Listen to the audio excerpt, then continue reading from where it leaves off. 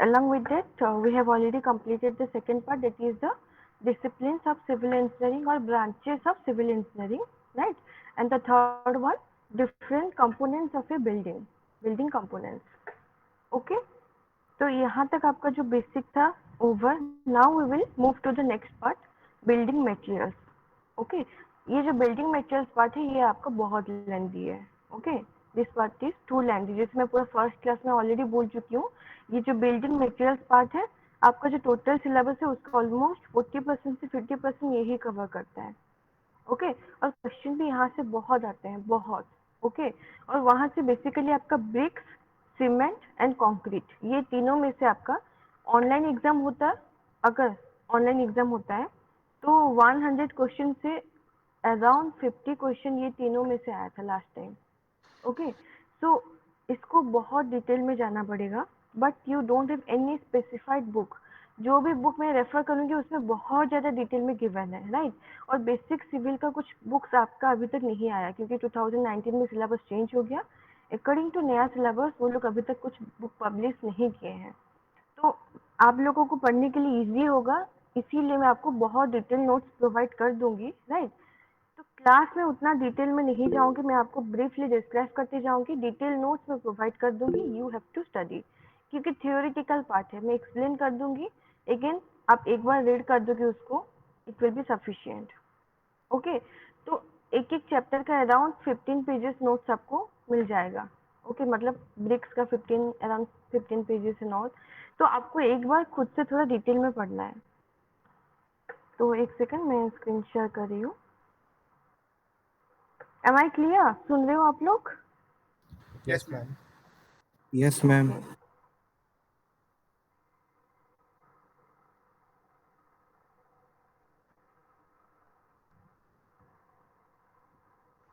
Okay, is it visible? Yes, ma'am. Just a second. और सब लोग थोड़ा जल्दी ज्वाइन करो, क्लास स्टार्ट हो रहा है, बीच बीच में आप लोग ऐसे ज्वाइन करते जाओगे, it will be difficult to admit all. Okay, anyways, okay, let's start. First one is brick. Lab में आप एक्सपेरिमेंट कर चुके हो ब्रिक का, तो Yes, ma'am. बेसिक तो आइडिया हो गया होगा कि ब्रिक होता क्या है, राइट. दोनों ग्रुप में तो ब्रिक का हो गया है, I think shape and Yes, ma'am. Size हो गया है, प्लस Yes, आपका ma'am. Compressive strength test, right. Okay, तो बेसिक आइडिया हो गया है ब्रिक होता क्या है, उसका शेप एंड साइज क्या होता है, बेसिक उसका, राइट. तो ये आपका एक रेक्टेंगुलर मास होता है, आइदर क्ले का और फ्लाई ऐश का. But in your syllabus we won't study the construction process of fly ash brick, ये आपके सिलेबस में नहीं है. आपके सिलेबस में डिटेल्स ऑफ क्ले ब्रिक्स है. ओके, तो हम लोग यहाँ पे जो भी डिटेल्स पढ़ेंगे, उसका जो कंपोजिशन, उसका जो construction process and all, we will take into care of the clay bricks only. Fly ash का या फिर सीमेंट ब्रिक्स का सिलेबस में नहीं है आपका, right. Okay, so let's move. What is brick? That you know, it is a rectangular mass made up of clay, then properly drying and burning. Okay. So first 2 marks question जो आपका 2 साल continuously आया था. What is the suitability of brick as a construction material? Means why you should prefer brick as a construction material rather than stone or any other material. अच्छा, पूरा first class में during the building material introduction में आपको बोली थी, जितना भी building materials होते हैं उसको 3 कैटेगरीज में डिवाइड कर सकते हैं. डू यू रिमेम्बर कौन कौन सा है? Do you remember the category Cement, of building materials? Yes, protective material, cementing yes ma'am, material, yes. And one more, anyone else? Copy में अगर लिखे होगे तो रहेगा, अगर कॉपी पकड़ के बैठते हो तो I have already told you, keep a copy along with you. कुछ इंपॉर्टेंट पॉइंट्स है जो यहाँ पे मिसिंग है, और जहाँ से लॉन्ग क्वेश्चन, शॉर्ट क्वेश्चन या फिर एमसीक्यू आ सकते हैं, तो उसको मैं ड्यूरिंग स्टडी itself मैं आपको बोलते जाती हूँ. और ये भी मैं आपको बोली थी, building materials can be of 3 different types. First one solid material, second cementing, third one is protective. Okay, solid materials में आपका ब्रिक्स, सीमेंट बोली सॉरी, ब्रिक, स्टोन, ये सब आ जाएंगे. मतलब जिसको आप as a raw structure solid boundary जैसे क्रिएट करने के लिए यूज करते हो. और ये जो सॉलिड मटेरियल है उसको एक दूसरे के साथ जोड़ने के लिए जो आपका यूज होता है that is the cementing material. इसमें आपका आ जाएगा इधर सीमेंट, लाइम, बिटुमेन, ये सब आ जाएगा। Protective material means after completion of the structure the material that you use for the protection of the structure from weather effect or any of the shrinkage effect. Is it clear? Yes, ma'am. तो आपका brick किस में आ जाएगा? Solid material. Okay, yes. So now the question is what are the suitabilities of brick? आप brick को क्यों choose करोगे as a construction material rather than stone or any other solid material? कोई भी solid material है, बहुत सारा available होता है, but basically we choose brick for the construction purpose. क्यों? First, because इसका size जो है वो uniform होता है। यहाँ पे लिखा हुआ है देखो, as bricks are uniform size.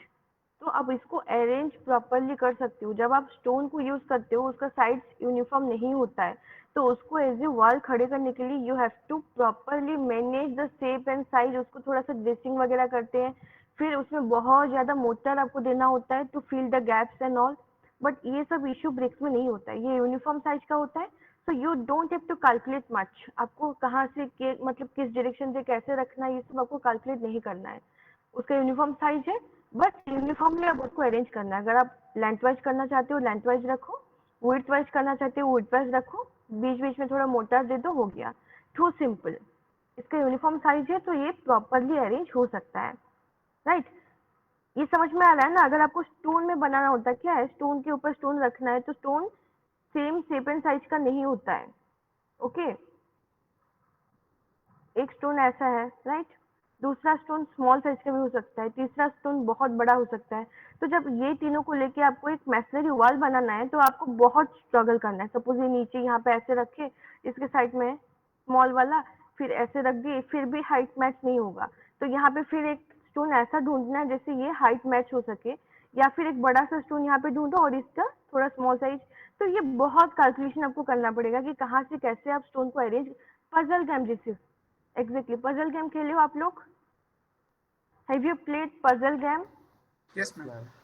Yes. Exactly वही सेम होता है स्टोन वर्क। मतलब कहाँ से कैसे रखोगे सो दैट आपका ये जो वॉल है कंप्लीटली फील हो सके। और यहाँ पे ये जो इरेगुलर शेप है दैट्स अ मोटर फीलिंग बहुत ज्यादा करना होता है, that's a structure becomes to costly.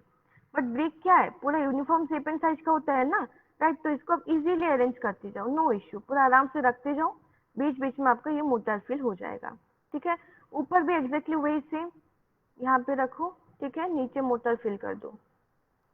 तो बहुत simple, because it's size is uniform. Just a second, हाँ, ओके। नेक्स्ट सेकेंड, बहुत लाइट वेट का होता है। आप दोनों हाथ में 2 ब्रिक्स या 4 ब्रिक्स भी उठा सकते हो, उठा सकते हो।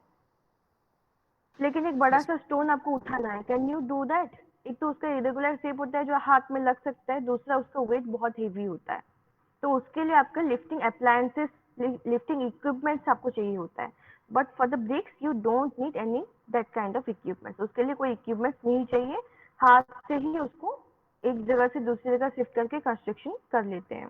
थर्ड वन, इसका ड्रेसिंग, उसका ड्रेसिंग समझ रहे हो? मतलब ये जो रॉक है, ये जो स्टोन होता है, उसका शेप बहुत इरेगुलर होता है। जब उसको पहाड़ी से निकालते हैं बहुत इरेगुलर होता है, तो उसको exactly directly we can't use it in construction. तो उसका जो एक्स्ट्रा प्रोजेक्शन होता है ये सबको पॉलिश करना होता है, this is known as dressing. तो पूरा एग्जैक्ट शेप में नहीं दे सकते, कम से कम एक रैंडम थोड़ा smooth shape we have to provide. This process is known as dressing which is very time taking plus labour taking. बहुत टाइम लगता है प्लस बहुत मतलब फिजिकल वर्क है ये। मतलब यहाँ पे घिस घिस के उसको ऐसे प्लेन करना, तो ये सब आपका ब्रिक में नहीं चाहिए होता है, राइट? और बिकॉज ये सब नहीं चाहिए होता है तो unskilled, skilled, unskilled, semi skilled में डिस्कस की थी labour category, do you remember? yes, ma'am. Okay, so you can lay the bricks using unskilled labor itself, क्योंकि यहाँ पे ड्रेसिंग वगैरह कुछ नहीं चाहिए, साइड शेप उसका यूनिफॉर्म है, राइट? तो आराम से किसी को भी बोलो, एक बार देख लेगा, आराम से उसको बना सकता है। तो ये इसका सबसे बड़ा बेनिफिट है, you don't need any skilled labour for the construction of brick masonry. Is it clear? Yes, ma'am. And the fourth one जो लास्ट में लिखा हुआ है, देखो इतना बड़ा sentence, no need, durability, strength, reliability, low cost in easy availability. कहीं पे भी आर्ट अवेलेबल है, वहीं से you can construct the bricks. But stone का ऐसा नहीं है, आसपास में कहीं पे माउंटेन या फिर रॉकी रहता होगा, then only you can extract stone.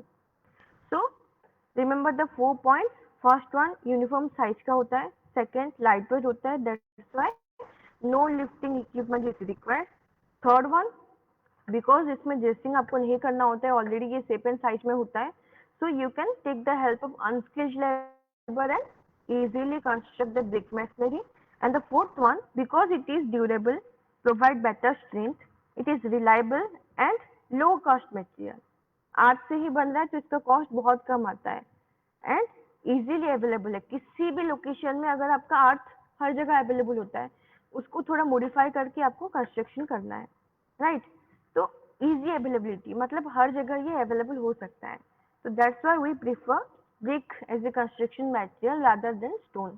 Is it clear? Yes, ma'am. Yes, ma'am. Okay. Next जो 6 मार्क का लॉन्ग क्वेश्चन आ सकता है और आया था एक बार, मैं बोली ना ये ब्रिक से ना आपका 16 मार्क्स, 6 मार्क्स, 2 मार्क्स हर किसी टाइप का क्वेश्चन पॉसिबल है और हर टाइम आता है।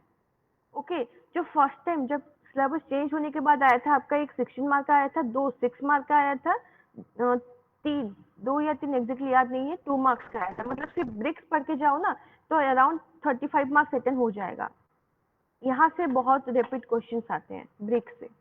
Is it clear? और एक हम लोग पढ़ेंगे cement, brick and cement and concrete.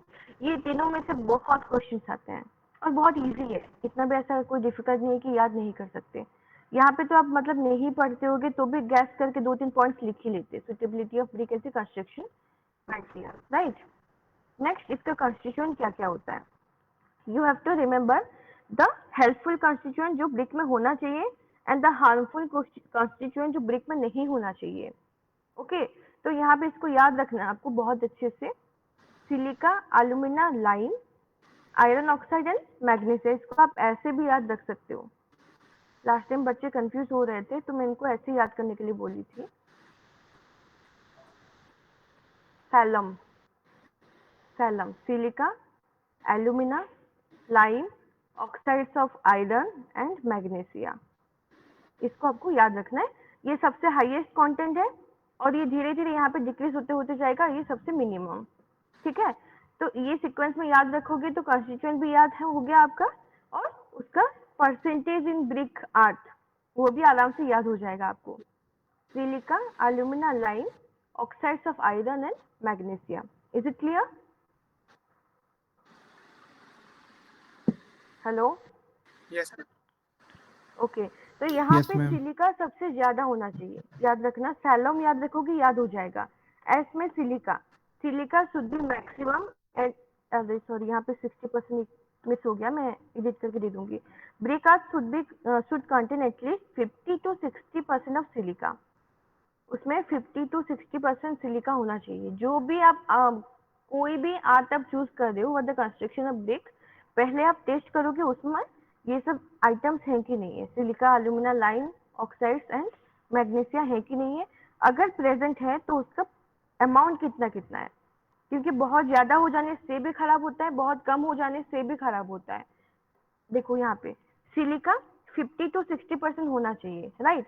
अगर उतना वो रहता है 50 to 60%, राइट, तो ये इसका काम क्या है, it prevents cracking, shrinkage, warping. Warping मतलब है ड्यू टू टेम्परेचर डिफरेंस जो बैंड हो जाता है ना, ऐसे warping of the structure means brick आपका ऐसा होना चाहिए स्ट्रेट। रैप मीन्स आइदर ये थोड़ा कर्व टुवर्ड्स डाउनवर्ड हो जाएगा और टुवर्ड्स अपवर्ड, मतलब ये थोड़ा ऐसे, इसको बोलते हैं रैपिंग। तो इसको प्रिवेंट करता है silica. If silica is present in 50 to 60% तो ये क्रैक्स आने से रोकता है। श्रिंकेज मतलब ड्यूरिंग ड्राइंग प्रोसेस ये बहुत छोटा साइज हो जाता है कभी कभी, अगर आप वाटर कंटेंट बहुत ज्यादा रहता है तो सपोज आपका ये क्ले ब्रिक आप इतना साइज का बनाए हो, after drying it becomes too small, तो ये भी एडवाइजेबल नहीं है क्योंकि आप शेप एंड साइज में पढ़े हो, उसका एक स्टैंडर्ड साइज होना चाहिए, याद है ना? सेप एंड साइज टेस्ट इसीलिए तो किए थे, राइट। तो श्रिंकेज भी विद इन लिमिट होना चाहिए, बहुत ज्यादा श्रिंक नहीं करना चाहिए। तो अगर आपका सिलिका कंटेंट 50 to 60% रहता है तो it will prevent cracking, shrinkage, warping of the bricks and also it affects, मतलब ये ड्यूरेबिलिटी को भी अफेक्ट करता है। अगर सही अमाउंट में है तो ड्यूरेबिलिटी ज्यादा होगा, कम अमाउंट में है तो ड्यूरेबिलिटी कम हो जाता है। Is it clear? Yes, ma'am. ये समझ में आ रहा है? बट जैसे मैं बोली थी, अगर ये एक्सेस अमाउंट में प्रेजेंट होता है, मतलब कंप्लीटली सिलिका भी, सिलिका मतलब समझ रहे हो ना, बालू, बालू जो यूज होता है, बालू समझते हो, बाली हाँ बोलते हो उसको, राइट। तो अगर एक्सेस सिलिका हो जाता है तो क्या होगा, उसमें कोहेजन बिल्कुल नहीं होगा, स्टिकीनेस बिल्कुल नहीं होगा, राइट। और आपका एक जो डेफिनेट शेप आप प्रोवाइड करना चाहते हो, ब्रिक का जो रेक्टेंगुलर शेप होता है वो नहीं हो पाएगा, ब्रिक बिकम्स ब्रिटिल, बहुत जल्दी वो टूट जाएगा। समझ रहे हो ना, सिलिका बालू को अगर आप कंप्लीटली बालू लेके एक ब्रिक बनाते हो तो अगर आप फ्रेम को उठा देते हो ना तो वो मिसप्लेस हो जाएगा। सिंपल लो, कोई एक फ्रेम लो, कोई एक फ्रेम है आपका, कोई भी एक रेक्टेंगुलर फ्रेम है, ठीक है, इसमें आप कंप्लीटली सिलिका फिल कर दो। ओके, जब ये फ्रेम आप उठा लोगे तो सिलिका उसी शेप में रहेगा क्या? नहीं रहेगा मैम। ऐसे हो जाता है, कहीं पे भी आप बालू Yes, को डिपॉजिट करते हो उसका शेप ऐसे आ जाता है, हिप yes, हिप फॉर्मेशन हो जाता है। तो इसीलिए ये एक्सेस अमाउंट में नहीं होना चाहिए, क्योंकि ये जो ब्रिक है उसका शेप मेंटेन नहीं हो पाएगा due to lack of plasticity, remember the word, due to lack of plasticity.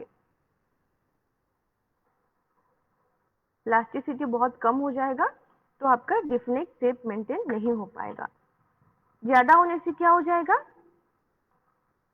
Plasticity loose हो जाएगा, उसका डेफिनेट शेप आपको नहीं मिलेगा, वो बहुत जल्दी टूट जाएगा। अगर कम हो जाता है क्या हो जाएगा, इफ सिलिका का कंटेंट कम हो जाएगा तो श्रिंकेज बहुत ज्यादा हो जाएगा, मतलब जो ब्रिक जितना साइज का होना चाहिए बहुत छोटा साइज का ब्रिक बन जाएगा। मतलब साइज आप इतना बनाए होगे लेकिन बहुत ज्यादा श्रिंक होने के कारण ओनली क्ले अगर आप यूज करते हो तो उसका ग्राइंड के बाद परसेंटेज ऑफ श्रिंकेज बहुत ज्यादा हो जाएगा। Is it clear? ये भी yes, क्वेश्चन पूछ सकता है, if excess of silica will present in clay of brick material, then what will be side effect? If less amount will be present, what will be side effect? Is it clear? yes ma'am. Next आ जाओ Yes, alumina. ma'am. Second था alumina, जिसका amount है 20 to 30%। ये percentage भी याद रखना है आपको, इट इज वेरी इंपॉर्टेंट। अगर ऑनलाइन एग्जाम होता है तो पक्का ये पूछेगा कि एल्यूमिना कितना होना चाहिए, सिलिका कितना होना चाहिए, ऑप्शन रहेगा, you have to choose. Okay, silica रहना चाहिए 50 to 60%, एल्यूमिना रहना चाहिए 20 to 30%। Okay, and what is the need of alumina?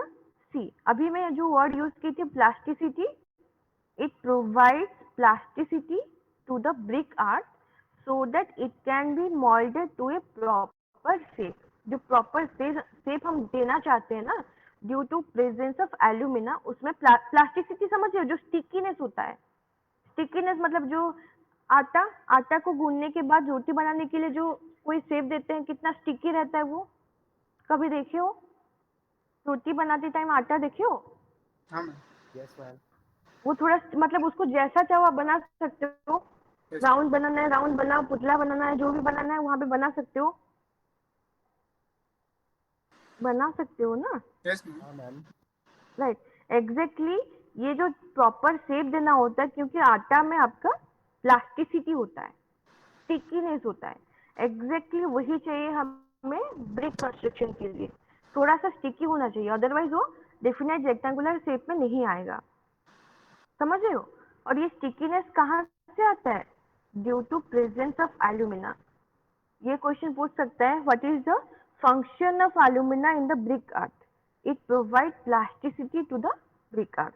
Is it clear? yes ma'am.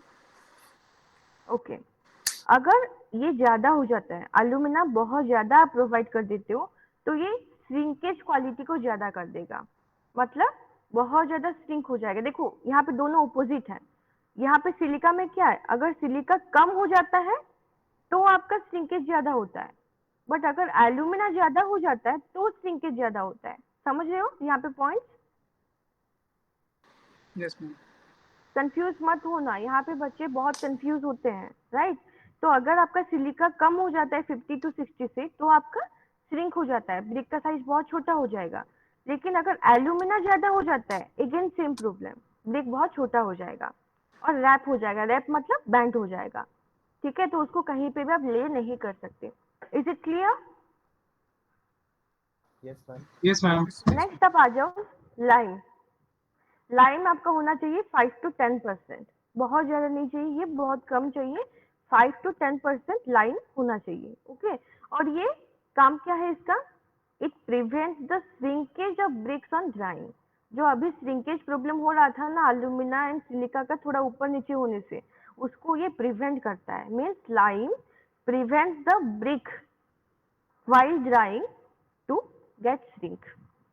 Shrink होने से भी रोकता है उसको, मतलब उसका जो साइज है जितना आप बनाए हो उतना वो रिटेन करने के लिए ट्राई करता है।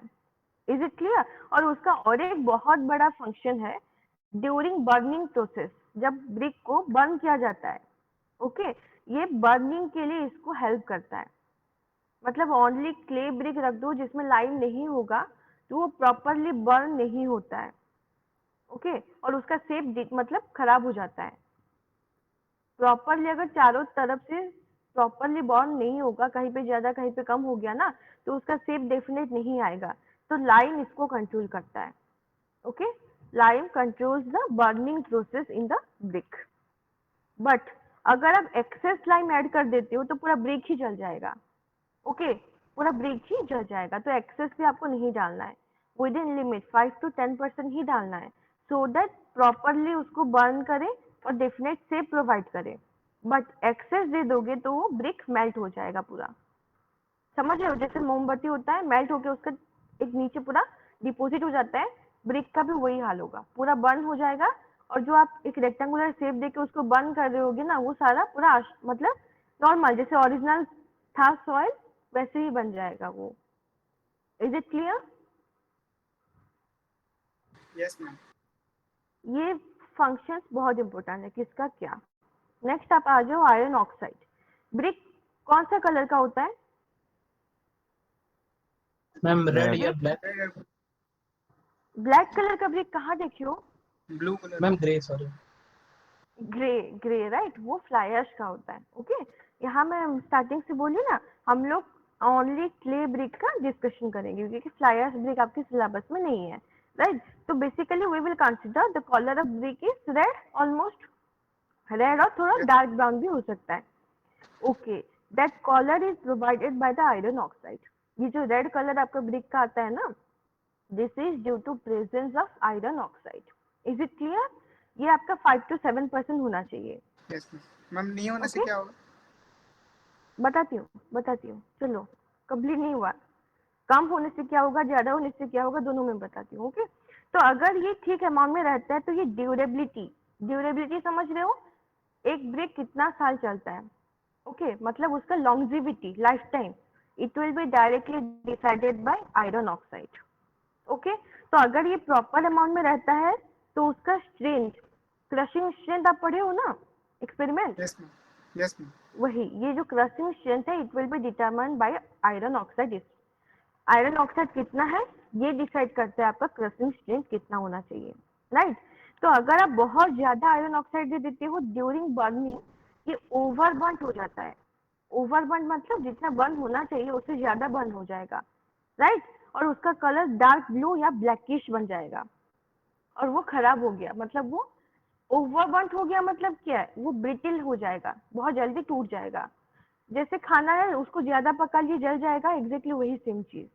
मतलब जितना आपको चाहिए था उससे ज्यादा, मतलब सेम टाइम आप जलाओ, बट अगर उसमें आयरन ऑक्साइड ज्यादा है तो वो ज्यादा जल जाएगा, उसका कलर पूरा डार्क हो जाएगा और उसको कंस्ट्रक्शन में यूज नहीं कर सकते हो। मतलब यहाँ पे उसका स्ट्रेंथ गया, ओके। उल्टा कर लो, अगर आप उसको बहुत कम प्रोवाइड करते हो, राइट, तो उसमें क्या प्रॉब्लम हो जाएगा, उसका कलर नहीं आएगा, थोड़ा येलोइश टाइप हो जाएगा, मतलब जैसे गीला मिट्टी का बनाओ वैसे टाइप का ही दिखेगा आपको। एंड बिकॉज वो अनबर्न्ट, मतलब पूरा कंप्लीटली बर्न नहीं होगा, उसको हम लोग अनबर्न्ट ब्रिक बोलेंगे, आधा जला हुआ, और उसमें भी स्ट्रेंथ नहीं होता है। तो अगर आपका कंप्लीटली 5 to 7% रहता है तो सबसे बेस्ट है, क्योंकि ड्यूरेबिलिटी बहुत हाई रहेगा, क्रशिंग स्ट्रेंथ डिजायरेबल रहेगा, राइट, और उसको आप आराम से प्रॉपर रेड कलर का ब्रिक मिल सकता है आपको। अगर आप ज्यादा कर देते हो ब्रिक विल बी ब्लैकिश और डार्क ब्लू कलर, जो कि जला हुआ ब्रिक जैसे होगा, राइट, तो उसमें स्ट्रेंथ कम हो जाएगा। अगर आप उसको कम कर देते हो तो आपका ब्रिक अनबर्न आधा जला हुआ रहेगा और जो थोड़ा येलोइश कलर का रहेगा, और उसमें भी कंप्लीट स्ट्रेंथ बेयरिंग कैपेसिटी नहीं रहेगा। इज इट क्लियर जो पूछ रहे थे? ज्यादा Yes. होने से क्या होगा, कम होने से क्या होगा? Okay, next magnesia. इसका अमाउंट बहुत स्मॉल चाहिए, बहुत स्मॉल, ज्यादा आपको बिल्कुल भी नहीं लेना है। कितना लेना है? ऑलमोस्ट 1%। Okay, almost 1%। इसका काम क्या है? ये भी आपका श्रिंकेज को रिड्यूस करता है। ये काम और किसका था? जस्ट ऊपर हम लोग पढ़े और एक बार, लाइम। ठीक है, लाइम जो है वो भी श्रिंकेज को रिड्यूस करेगा। लाइम के साथ जब मैग्नीशियम मिक्स हो जाएगा, दोनों प्रॉपर प्रोपोर्शन में रहेंगे, तो उसका श्रिंकेज वैल्यू पूरा ठीक रहेगा। ठीक है, ओनली लाइम भी आपका 100% इफिशिएंटली श्रिंकेज को मिनिमाइज नहीं कर सकता है। तो we have to add some amount, बहुत स्मॉल अमाउंट में मैग्नीशिया भी ऐड करना होता है। Is it clear? Yes, ma'am. सारा इंग्रेडिएंट और उसका काम क्या है पता चल गया। ज्यादा होगा तो क्या होगा, कम होगा तो क्या होगा। Is it clear? Yes, ma'am. Okay, ये तो हो गया। नेक्स्ट अब आ जाओ हार्मफुल इंग्रेडिएंट्स। ये तो हो गया यूजफुल, अभी हार्मफुल देखना है। ठीक है, पहला वाला है लाइम, जो सबसे खतरनाक है। अगर आप इसको थोड़ा सा भी एक्स्ट्रा यूज कर लो, राइट, तो ये ड्यूरिंग बर्निंग पूरा ब्रिक को ही बर्न कर देगा और एक लंप फॉर्मेशन कर देगा। लंप मतलब एक सिंगल, मतलब ढेला जैसे स्ट्रक्चर बोल सकते हो, राइट। तो लाइम बिल्कुल भी एक्सेस नहीं होना चाहिए, इसीलिए इसको हम लोग हार्मफुल इंग्रेडिएंट में भी कंसिडर कर रहे हैं। तो क्वेश्चन आ सकता है, which of the following is considered as both helpful as well as harmful ingredient in brick art? Answer will be lime. Is it clear? Yes, ma'am. Yes, ma'am. अरे बाकी सब सुन रहे हो कि नहीं? बस 2-3 आवाज ही आ रहे हैं। Yes, ma'am. Yes, ma'am. Okay, next देखो आयरन पायराइड्स। ये भी आपको याद रखना है। लास्ट कब एक 2 मार्क्स में पूछा था, write down the harmful ingredients present in the brick art.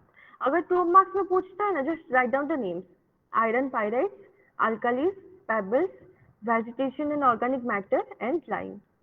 Okay, ये 5 आपको बस नाम लिखना है। अगर 6 मार्क्स में पूछता है, then you have to describe what are the harmful effects. उसका हार्मफुल इफेक्ट्स क्या क्या है, you have to mention. Okay, so first one, iron pyrites. So what is the main demerit of iron pyrites? You can say it discolorizes the brick. ये जो brick का red colour है ना, उसको वो डिस्कलराइज कर देगा। मतलब ब्रिक का कोई कलर नहीं रहेगा ऑलमोस्ट, राइट। वो जो ओरिजिनल मतलब क्ले था, उसका भी कलर नहीं आएगा, रेड कलर वो भी नहीं आएगा, कोई दूसरा मतलब एक पूरा हल्का सा टिंट आ जाएगा, जो कि मतलब बिल्कुल भी रेड या नहीं रहेगा या फिर येलो भी नहीं रहेगा। ठीक है, इसको वो पूरा डिस्कलराइज कर देता है। और ऐसा क्यों होता है?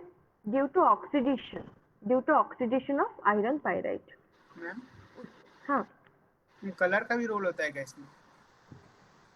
कलर का रोल होता है इन द सेंस, देखो आई ऑब्जर्वेशन करके अगर आपको ब्रिक को जज करना है ना, कि वेदर ये ब्रिक क्लास ए का है, क्लास बी का है, क्लास सी का है ना, तो वहां पे colour is a major factor. और एक चीज है जहाँ पे ब्रिक आपका, आगे हम लोग क्लासिफिकेशन पढ़ेंगे, for the architectural view of the outer wall brick design करते हैं कहीं कहीं पे। हमारे यहाँ पे नहीं होता है, नॉर्मली नॉर्थ इंडिया में होता है। तो वहां पे जब आप ब्रिक वॉल बना रहे हो विदाउट प्लास्टरिंग ना, तो सारा ब्रिक सेम कलर का होना चाहिए, अदरवाइज वो व्यू अच्छा नहीं आएगा। बस उतना ही, मतलब ऐसे स्ट्रेंथ स्टेबिलिटी उसमें आपका ब्रिक का कलर का उतना रोल नहीं होता है। बस आई ऑब्जर्वेशन, मतलब ब्रिक को देख के पता चल सकता है कि वो कंप्लीटली बंद है कि नहीं, क्वालिटी कैसा है। तो वो जज करने के लिए ना आपको ब्रिक का कलर इंपॉर्टेंट हो जाता है। बट अगर उसमें आयरन पायरेट ज्यादा हो जाएगा, अगर वो कंप्लीटली बर्न है भी ना, तो भी वो डिस्कलराइज हो जाएगा। तो डायरेक्टली आई ऑब्जर्वेशन वहां पे आपका काम नहीं आएगा। समझ रहे हो? Yes, yes ma'am. ओके, और एक चीज है, ये जो आयरन पायरेट अगर आप ऐड करते हो ना, तो ये ब्रिक को क्रिस्टलाइज कर देता है। क्रिस्टलाइज समझ रहे हो? केमिस्ट्री लैब में आप क्रिस्टलाइजेशन एक्सपेरिमेंट किए होगे। हाँ क्रिस्टलाइजेशन एक्सपेरिमेंट किए हो, मतलब किसी भी चीज को वो स्मॉल स्मॉल लंप में डिवाइड कर देगा। ये कंप्लीट ब्रिक है ना, राइट? उसके अंदर मतलब ब्रिक में क्या है, सारा जो स्मॉल स्मॉल पार्टिकल्स है वो लोग बहुत क्लोजली प्लेस्ड होंगे। ये क्रिस्टलाइज कैसे कर देगा, ये बहुत सारे स्मॉल पार्टिकल को लेके स्मॉल क्रिस्टल कर दिया, राइट? फिर बहुत सारे स्मॉल पार्टिकल को लेके ऐसे क्रिस्टल्स फॉर्मेशन हो जाएंगे, राइट? तो ब्रिक में ऐसे क्या हो जाएगा, किसी जगह बहुत सारे क्रिस्टल्स फॉर्मेशन हो जाएंगे, बाकी जो एरिया है ये पोरस होना स्टार्ट हो जाएगा। ओके, तो एक्सेस आयरन पायराइट हो जाएगा, तो ड्यूरिंग बर्निंग प्रोसेस ये क्रिस्टलाइज हो जाएगा और ब्रिक जो है ना ये बहुत पोरस या फिर सॉफ्ट हो जाएगा। तो दो डिमेरिट समझ में आ गया आयरन पायराइट्स का। पहला ये डिस्कलराइज कर देगा, दूसरा क्रिस्टलाइजेशन एंड डिसइंटीग्रेशन होना स्टार्ट हो जाएगा। Is it clear? Yes, ma'am. Okay, next आप आ जाओ अल्कली। यहाँ पे एक वर्ड है बहुत इंपॉर्टेंट जो 2 मार्क्स में आता है। What do you mean by efflorescence? What do you mean by efflorescence? Efflorescence मतलब क्या होता है, जब ब्रिक में अल्कली एक्सेस अमाउंट में प्रेजेंट होता है, okay, and then it will come in contact with water. Water के कांटेक्ट में तो आएगा ही, ड्यूरिंग कंस्ट्रक्शन हो और after construction due to heavy rainfall the brick will come in contact with water. This is very common, you can't avoid it. So when there will be alkali present in high amount and it will come in contact with water, at that time it doesn't show any effect, but after the water get dries, एक बार पानी सूख गया तो ये जो structure दिख रहा है, दिस डायग्राम, ये ब्रिक के ऊपर ऐसे आपका सॉइल का लेयर छोड़ के जाएगा। समझ रहे हो? मतलब एक सॉइल का लेयर, सॉइल बोलिए सॉरी, सॉल्ट का एक लेयर डिपॉजिट होना स्टार्ट हो जाएगा। This is called efflorescence. समझ रहे हो इफ्लोरेसेंस क्या है? Due to presence of excess alkali and when it will come in contact with water, after drying of water, it will leave a whitish layer on the surface of the brick, and this whitish layer is known as efflorescence in the brick. Is it clear? यहाँ पे देखो, तो access alkali होने से क्या हो जाएगा, salt deposition होना स्टार्ट हो जाएगा, जिसको इफ्लोरेसेंस बोलते हैं। इसका डिमेरिट क्या है, कहीं पे भी आप नमक बहुत दिन रख दो वो एरिया को पूरा खराब कर देता है, राइट? जैसे रस्टिंग इफेक्ट होता है वैसे ही ये ब्रिक का रस्टिंग आप बोल सकते हो। तो ब्रिक जहाँ पे ये फ्लोरेसेंस हुआ है वहां से वो थोड़ा थोड़ा करके डिसइंटीग्रेट होना स्टार्ट हो जाएगा, राइट? और धीरे धीरे ये ब्रिक को खोखला करते जाएगा। तो ये अल्कली, ये इफेक्ट आपको बेसिकली कोस्टल एरिया में देखने को मिलता है। Basically we can see this type of problem in coastal area. वहां पे due to the presence of salt in the wind, also wind में भी कुछ कुछ अमाउंट का सॉल्ट प्रेजेंस रहता है, ओके, सॉल्युबल सॉल्ट। ये इफ्लोरेसेंस वहां पे बहुत कॉमन है। समझ में आ गया what do you mean by efflorescence? Yes alkali का बैड इफेक्ट क्या है, efflorescence. What do you mean efflorescence, ये भी एक क्वेश्चन हो सकता है। Is it clear? Yes, ma'am. Okay, next आप आ जाओ पेबल्स। पेबल्स मीन्स बहुत बड़ा बड़ा साइज का स्टोन्स, पेबल्स, राइट? अगर पेबल्स रहता है और आप उसको ब्रिक कंस्ट्रक्ट करते हो, देखो ये वाला ऐसे पेबल्स आपका ब्रिक के बीच में आ जाएगा, राइट? और यहाँ पे ब्रिक आपका बहुत वीक पॉइंट होता है, टूट जाएगा। अगर लोड देते हो यहीं पे ये टूटना स्टार्ट हो जाएगा, क्योंकि यूनिफॉर्मिटी और मेंटेन नहीं हुआ। ये पार्ट जो है ये नॉन यूनिफॉर्म हो गया, and that's why it will start disintegrating from this point. कोई भी लोड आता है तो यहाँ से ये ब्रेक करना स्टार्ट करेगा, क्रैक्स फॉर्मेशन होना स्टार्ट हो जाएगा। तो पेबल फ्री होना चाहिए, जितना भी सॉइल आप यूज कर रहे हो वो यूनिफॉर्म शेप एंड साइज का होना चाहिए, सो दैट ये नॉन यूनिफॉर्मिटी और पेबल ये सब नहीं होना चाहिए, otherwise it will crack from that point जहाँ पे ये प्रेजेंट रहेगा। Is it clear? Yes ma'am. Okay, next last one, vegetation and organic matter. मतलब जो क्ले आप यूज करते हो, ऑब्वियसली वहाँ पे किसी ट्री का रूट हो सकता है, स्मॉल स्मॉल प्लांट्स वगैरह भी रह सकता है, क्योंकि यहाँ पे हम लोग कम निकालते हैं, लेकिन जहाँ पे ब्रिक बनाते हैं ये ट्रक में पूरा आपका सॉइल लाते हैं, तो उसमें हो सकता है स्मॉल स्मॉल ट्रीज भी हो। जब आप उसको डायरेक्टली यूज करते हो for the construction of brick, तो वो जो वेजिटेशन मैटर है वो उसमें रह जाते हैं। तो नॉर्मल में कुछ नहीं होगा, ड्यूरिंग कंस्ट्रक्शन आपको कोई दिक्कत नहीं होगा, बट ड्यूरिंग बर्निंग वो वेजिटेशन मैटर तो वो बर्न हो जाएगा कंप्लीटली, और वहां पे एक छोटा सा वॉइड छोड़ के चला जाएगा। ब्रेड खाते हो सब लोग? ब्रेड, ब्रेड पता है ना? हाँ मैम। Yes, ma'am.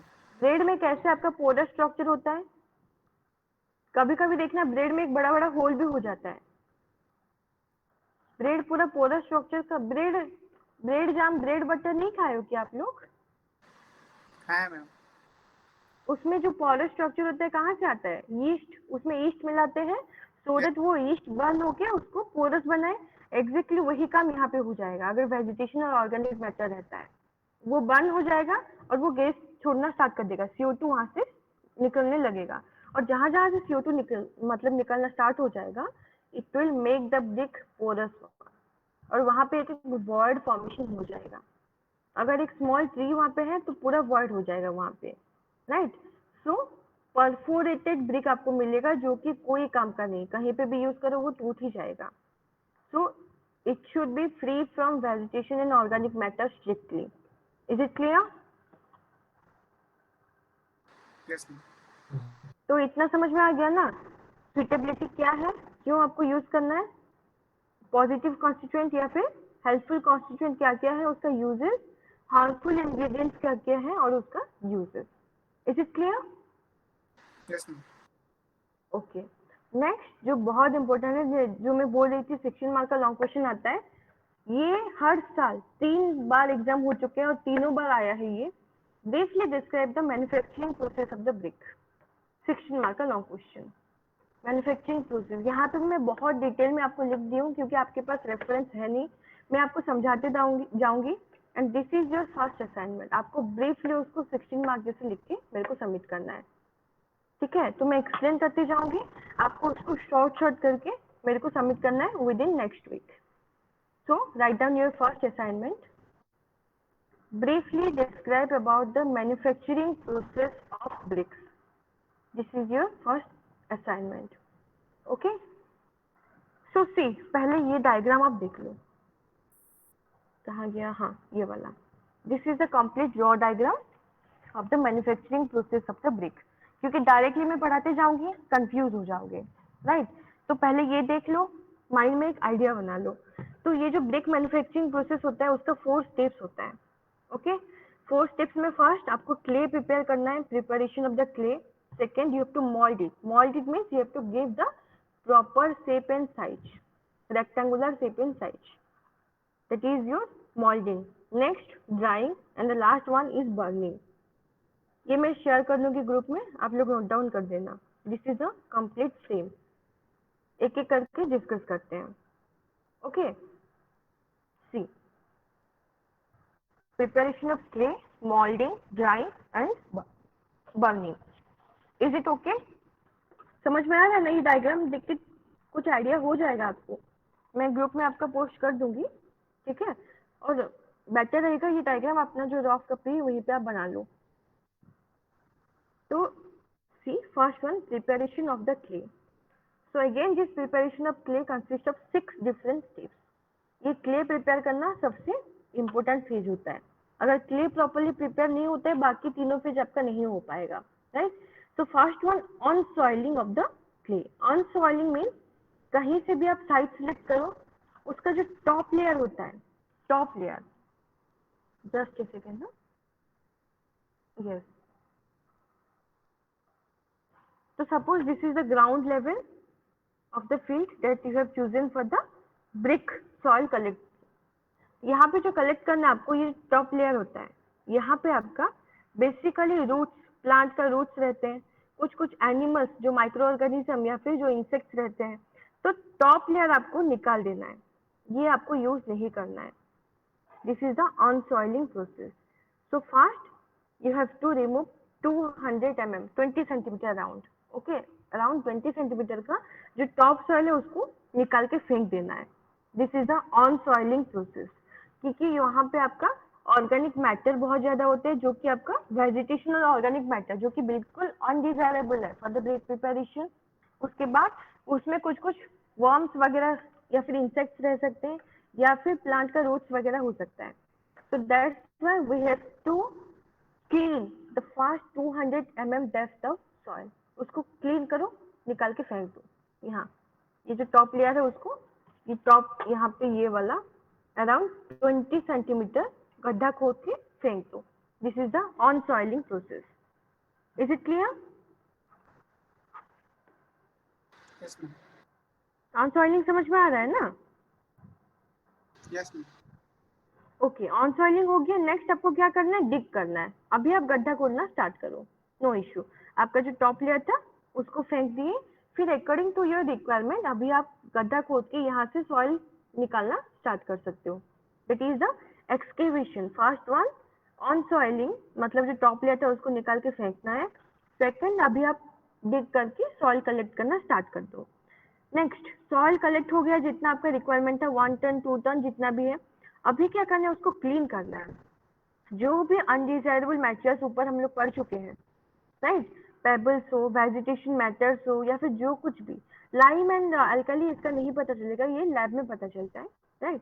तो एटलीस्ट जो पेबल्स है, वेजिटेशन मैटर्स है, बड़ा साइज का स्टोन्स है, ये सबको आपको निकाल के फेंकना है. वहाँ पे हो सकता है कुछ वेस्ट मटेरियल भी हो, पॉलीथीन वगैरह मिक्स हो, तो कुछ भी वहाँ पे अनडिजायरेबल मटेरियल है जो कि विजिबल है, just clean it out and फेंक दो उसको. This is the cleaning phase. Is it clear?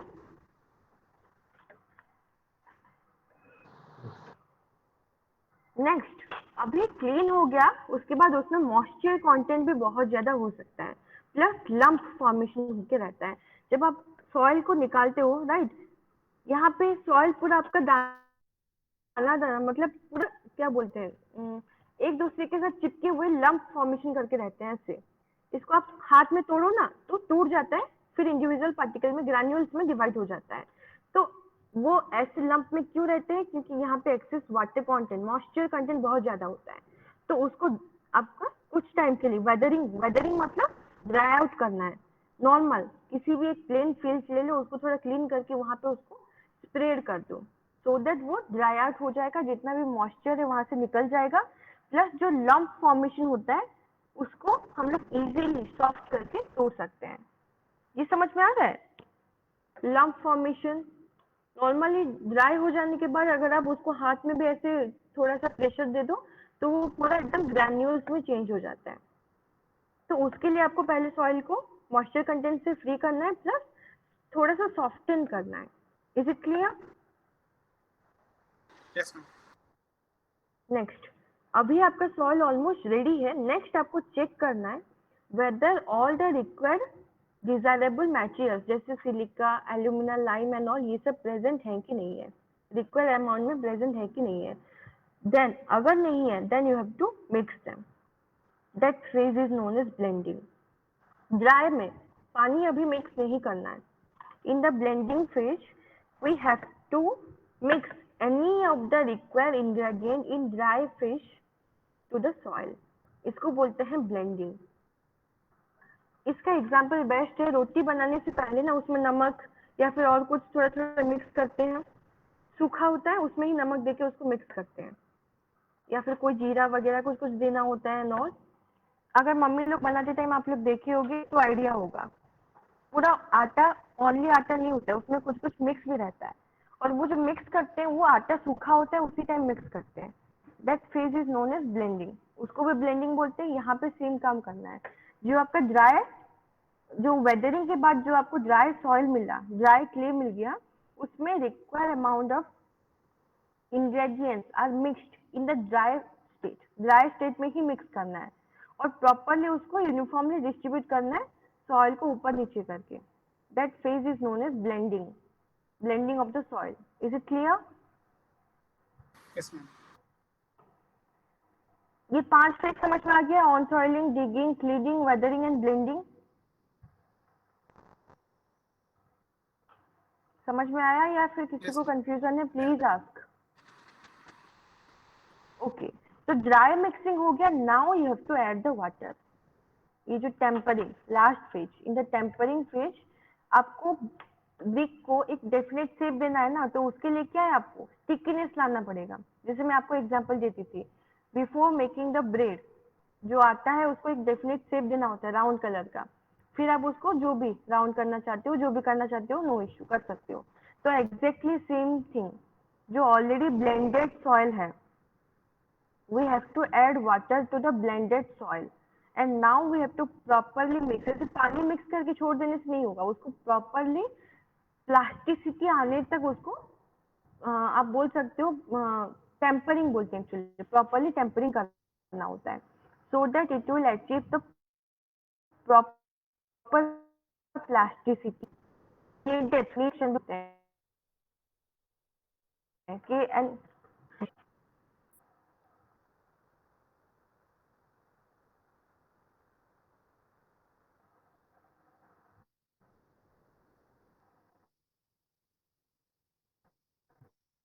Needing मतलब जो ये मिक्स हो गया, अब तो properly mix it until it achieves the required plasticity. This process is known as kneading. Is it clear? Yes, ma'am.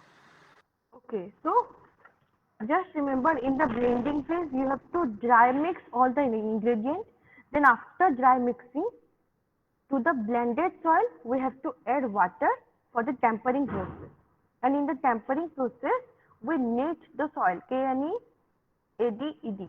We knead the soil properly so that we can achieve the proper plasticity. ये proper plasticity क्यों चाहिए? To provide a proper shape to the brick. Is it clear? Yes, ma'am. तो ये जो tampering होता है either बहुत small scale में होता है, तो उसको पैर में ही मतलब पैर में ही प्रेशर दे दे के करते हैं या फिर हाथ में करते हैं, बट बहुत स्मॉल स्केल में उसमें पॉसिबल है। So if you want to construct brick in large scale, तो you have to use a pug mill. Diagram दिख रहा है, this is a diagram of a pug mill. Grinder जैसे structure होता है, बोल सकते हो this is just like a grinder. Grinder का जो जार होता है ना, एग्जैक्टली वही स्ट्रक्चर होता है, राइट। नीचे आपका बेस प्लेट है, ऊपर आपका स्पेस है जहां से आपको क्ले, ये जो पग क्ले है, टेम्पर्ड क्ले, राइट, क्ले देना है, पानी देना है, ठीक है। और नीचे देखो ग्राइंडर जैसे यहाँ पे बहुत सारा साफ्ट निकला हुआ है, साफ्ट, इसको साफ्ट बोलते हैं, ठीक है। इसमें पानी मिक्स करो और आइदर मशीन से, और अगर गांव में है तो ये बेसिकली दे यूज काउ और बुफेलोज। यहाँ पे ये जो एनिमल ड्रॉन बीम लिखा हुआ है, you can see animal drawn beam, यहाँ पे कोई भी एनिमल को बांध के उसको रोटेट करवाते जाओ। तो जस्ट लाइक ग्राइंडर, ये अंदर जो भी है वो प्रॉपरली पग हो जाएगा। Is it clear? पग मिल का कॉन्सेप्ट समझ में आ रहा है? Yes, ma'am. ये 6 मार्क में आ गया था, इसलिए इसका डिटेल डिस्क्रिप्शन में इंक्लूड कर दी हूँ। लास्ट टाइम में नहीं पढ़ाए थे उसको इतना डिटेल में, बट क्वेश्चन आ गया था। ब्रीफली डिस्क्राइब अबाउट द पग मिल इन 6 mark, that's why I have included it. तो समझ में आ गया? नीचे आपका बेस प्लेट रहता है, ऊपर ओपन रहता है, वहां पे 2 शाफ्ट रहता है परपेंडिकुलर टू ईच अदर, जो बेस बीम है, और ऊपर एक शाफ्ट है जो एनिमल ड्रॉन है। बीच बीच में आपका ग्राइंडर जैसे स्ट्रक्चर है, उसको नाइफ बोलते हैं, नाइफ। ओके, ये नाइफ जो है ये प्रॉपरली सॉइल को वाटर के साथ मिक्स करके एक डेफिनेट प्लास्टिसिटी प्रोवाइड करता है। और नीचे एक होल है, देखो यहाँ से पक्ड क्ले को आउट किया जाता है, निकाल दिया जाता है। ये समझ में आया कि नहीं? मेरे को पहले ये बताओ, इतना। Yes, ma'am. This is the process of preparation of clay. यहाँ तक आपका क्ले प्रिपरेशन खत्म। तो अभी तक किसी को कुछ confusion, then please ask. No, ma'am. हाँ बोलो। नहीं है, ma'am. हाँ, यस।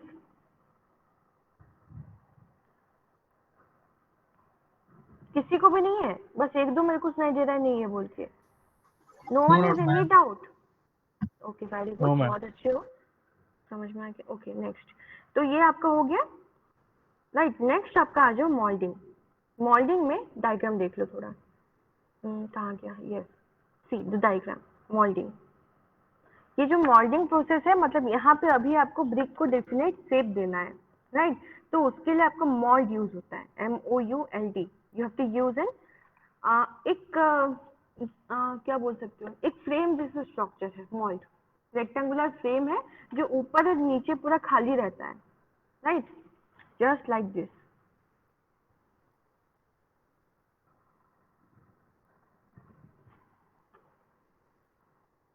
ब्रिक आपको जितना साइज का बनाना है ना उससे थोड़ा सा ज्यादा रखते हैं इसको। ओके, सो ये आपका हो गया फ्रेम।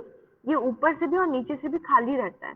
इसके अंदर जो पग क्ले है उसको डैश कर देते हैं, मतलब पूरा फेंक देते हैं इसके अंदर, पूरा बहुत फोर्सफुली उसको इसके अंदर फेंक देते हैं, राइट। कहीं कहीं पे अगर साइड साइड में कोना में अगर छूट गया तो फिर से फिल करते हैं और उसको प्रॉपरली कॉम्पैक्ट करते हैं using any of the equipment. और जो एक्स्ट्रा है, एक नाइफ जैसे स्ट्रक्चर होता है, नाइफ तो नहीं बोल सकते, एक plain structure made up of either iron sheet और स्टील शीट, एक्स्ट्रा जो है उसको स्ट्राइक आउट कर लेते हैं। ठीक है, अगर मैं साइड से दिखाऊं तो सपोज ये आपका हो गया मॉल्ड का, तो अगर कुछ ब्रिक्स ऐसे मतलब सॉरी कुछ आर्ट ऐसे निकला हुआ है तो उसको हम लोग को काट के पूरा स्ट्राइक आउट करके प्लेन कर देना है।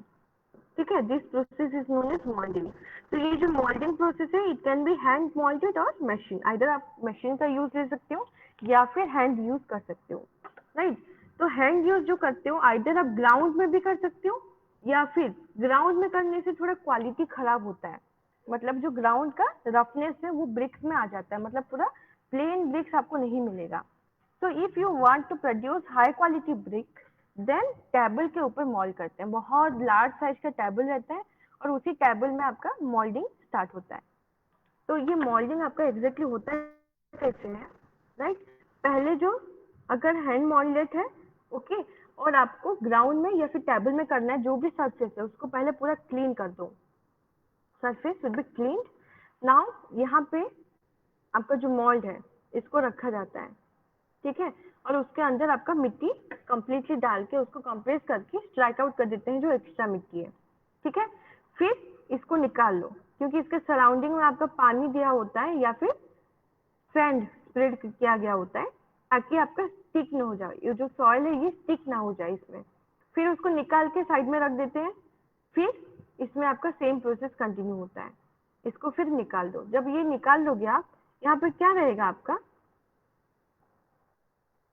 अगर ये जो है इसको आप रिमूव कर दिए, ओके, तो इसमें और क्या बचा आपका, जो रॉ ब्रिक यहाँ पे बन गया। तो एग्जैक्टली ये प्रोसेस कंटिन्यू होता है, बहुत सिंपल है। बट जो मशीन मोल्डिंग होता है वो थोड़ा कॉम्प्लिकेटेड होता है। उसके लिए दो टाइप का मशीन यूज होता है, प्लास्टिक क्ले मशीन और ड्राई क्ले मशीन।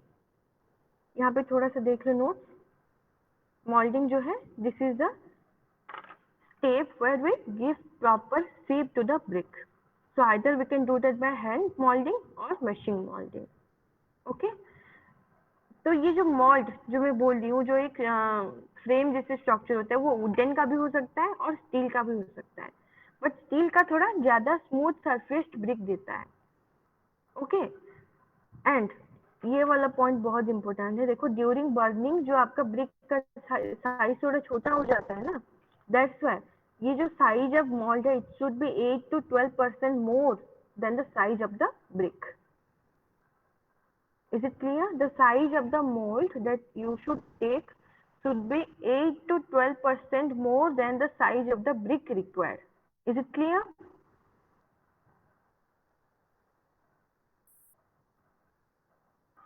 ये समझ में आ रहा है कि नहीं? हाँ मैम आ रहा है। ओके, सो मशीन मोल्डिंग ये थोड़ा टाइम लगेगा, we will continue in the next class. Okay, मैं आपका ग्रुप में ये वाला पोस्ट कर दूंगी, बेटर आप लोग कॉपी में लिख लो, क्योंकि यही फ्रेम याद रहेगा, आराम से आप मैन्युफैक्चरिंग डिटेल्स लिख सकते हो। Is it clear? Yes, ma'am. Yes ma'am. Okay, समझ में आ गया? Thank you, क्योंकि ये ma'am. आपका यस मैम। हाँ मैम।